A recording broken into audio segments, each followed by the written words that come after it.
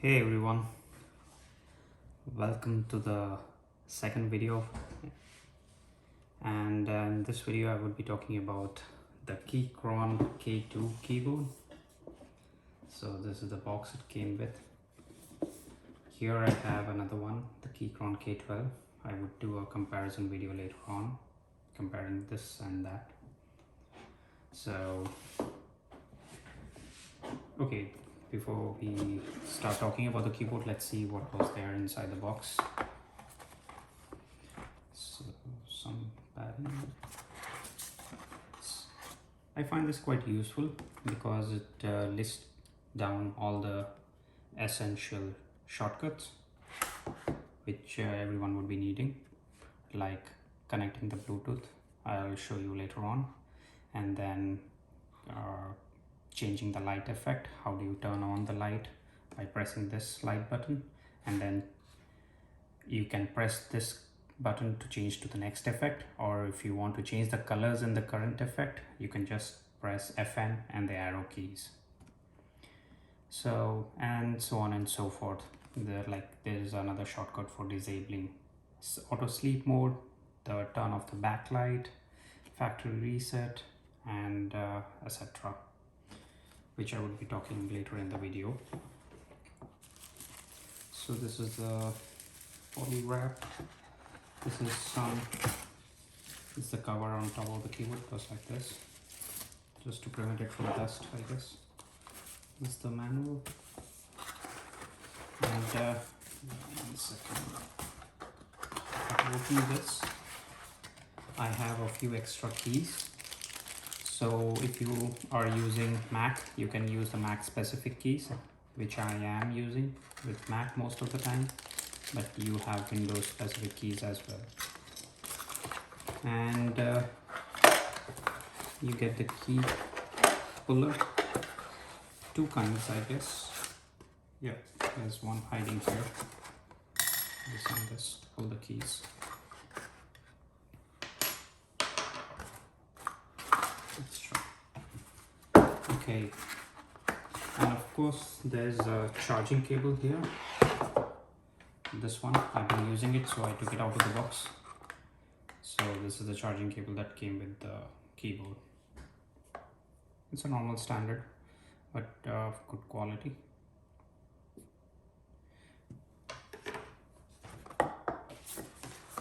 So, okay. Now that we know what's in the box, let's talk about the keyboard.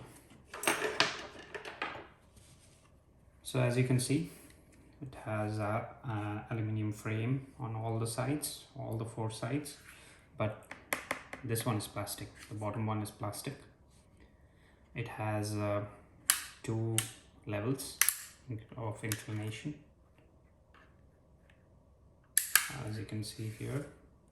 There's no way to take your wire, like your charging cable, through the keyboard. So if you use a charging cable here, then it would be going outside the keyboard.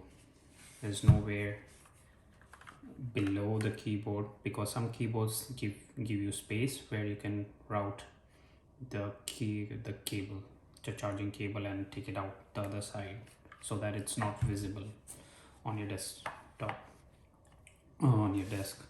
So but this doesn't have that. And yeah, the finish, I like the finish and the color, quite nice. They have the buttons, Bluetooth, off, cable, which mode you are in, you can choose that mode. And then there's another button for Windows or Android, and then Mac and iOS. And here is the cable. Yeah, these three. There's nothing on this side or any other side. Yeah. And this is a wrist pad. I got it extra. As you can see, it's quite high, so if I use it here, I'm sure I'll get a pain in my hand, so I had to get this. But using this keyboard with this, I don't have any issues, but without this, I think yeah, you will get a pain if you use it for long hours. Okay, so in this keyboard, this is a hot swappable Keychron K2 keyboard. So that means I can swap the keys. I'll take out the keys with this, then I'll take out the switch with this. So, and then replace it with any other switch. So I have the brown switches now. Yeah, if I want, I can replace with yellow, red, whatever. I have got extra red and yellow switches, by the way, but I'm using brown and I like it. So maybe I can just type and you can see the sound. How is it? So that's the white, space bar, Windows, so the option, tab, caps lock.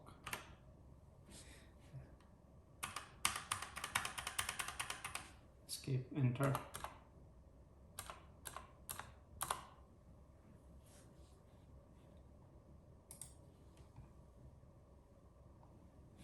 Okay, so that's how it sounds, the brown switches on the Keychron K2 keyboard.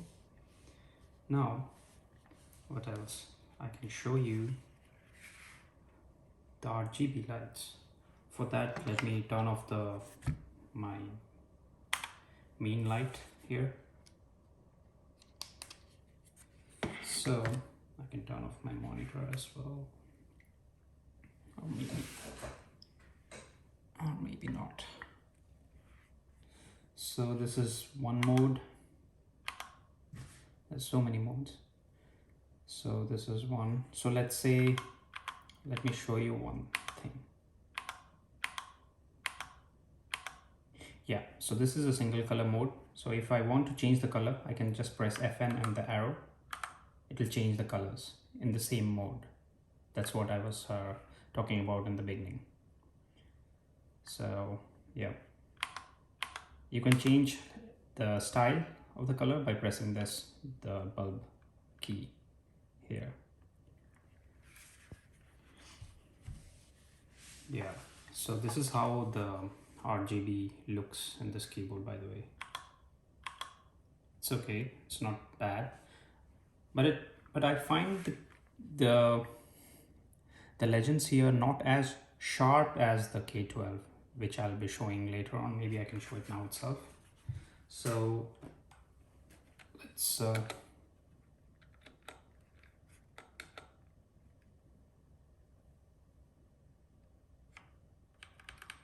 yeah, I turned the brightness down, so I turned it up now. So if you see here, see the caps lock, notice the caps lock, how it's written here, and see the caps lock here. So you'll see the difference, like it's not too sharp, but the letters are fine, but this one is way sharper than this guy. So that's what I like about this. So on the website, if you see, the key profile is OEM, both of the key profiles, but the keycap material is, this is double shot ABS. This they have mentioned just ABS.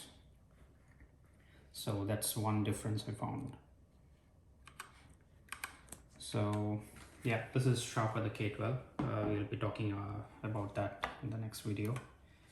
Yeah, so what I was saying, yeah, so but the K2 is a 75% keyboard, so it has 75% of the keys of a normal keyboard, so it doesn't have the numpad, if you can see, but it has the media buttons. So it has 84 keys, and it has a 4000 milliamp hour battery. So given the competition, I think this is it's a good capacity for this keyboard at this price point. And I use this keyboard for around 8 hours a day, and in a single charge I use for about 2 months. It goes around 2 months, but keep in mind that I have the auto sleep turned on. That means if I leave it for 10 minutes it will turn off, but when I press a single key, it will turn back on in a second or so. So I have turned that on, and I don't use the RGB a lot, but not even a lot. I don't use RGB normally when I'm using it in the battery mode, so I don't use that often. So yeah, keep that in mind. On the website it says with the backlit off it goes up to 240 hours, the Bluetooth working time, but the time which I said, it's what I got it from this keyboard, the duration which I got from the keyboard. And yeah, it has the Bluetooth version 5.1 and USB type C cable, charging cable.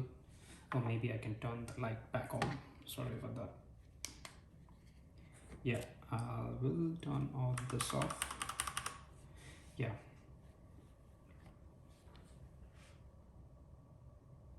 so now, yeah, I talked about the frame, the switches, the material quality is okay, sound tests, and the next I will be talking about the features which I like about this keyboard, and then the features which I don't like, or maybe it's better to say worth noting. So now coming to the features which I like, this guy connects up to 3 devices at once. So if you can see here, there are 3 Bluetooth icons here, so you can pair up to 3 devices at once. So just press FN and then press the key here to switch between devices. FN2 second device, FN1 first device. Then it supports Windows, Android as I showed you earlier, then Mac OS, iPhone, iOS. So that's good support. And I also noticed that it works even when charging through a power source. Like if, let's say, I don't connect this cable to my laptop or computer, but instead of to a power source for faster charging, even then it works okay. It works with which it has paired, so that is good. And yeah, as it's a 75% keyboard, it has the media keys here, which I like. That's quite good. The quality, yeah, it's great. And now coming to the things which I do not like, or maybe worth noting, that's a better term, that would be a better phrase. So there's no app to, if you want to customize anything, like if you want to remap the keys, there's no app from Keychron, so you have to buy another app. You have to pay extra, or maybe there's an open source, but for Mac OS there's a famous one, which is Carabiner, so you can use that to remap the keys. But yeah, but other things all are based on shortcuts, as I showed you earlier. There are no app or software from Keychron. That is one.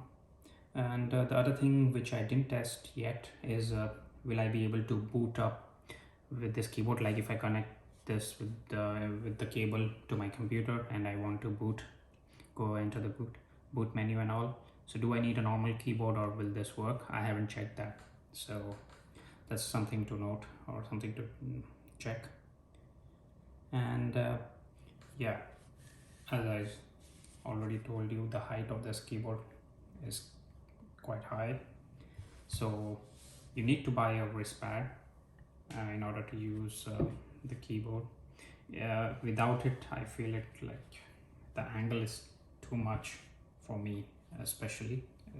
Maybe subjective, but yeah, it is quite high, so you need a wrist pad, which is an extra cost on top of the keyboard. And yeah, another thing which may be an improvement which I noticed is, so if you see here, there's a Mac OS and Windows. So every time you switch your device between Mac and Windows, you can't just do a FN and then start typing. You have to change here as well. So that is one extra task which I don't like to do. It should be fast enough, like FN and 2, and this keyboard should be intelligent enough to detect what's the machine or what's the OS installed in there. I don't know if it's possible. I haven't read much on this, like whether it's possible or feasible or not. But yeah, that's an extra thing you have to do to switch between devices. That's one thing to note. Yeah, other than this, I really like this keyboard, and I'm loving it actually.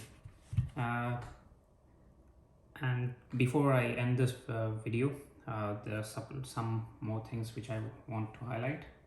One is the latency. So it is 30 milliseconds if you are using with the wired version, but if it is around 30 milliseconds if you're using wireless. That's one thing to note as well. So yeah, that's all for this video. Talk to you soon in the next one. Bye bye.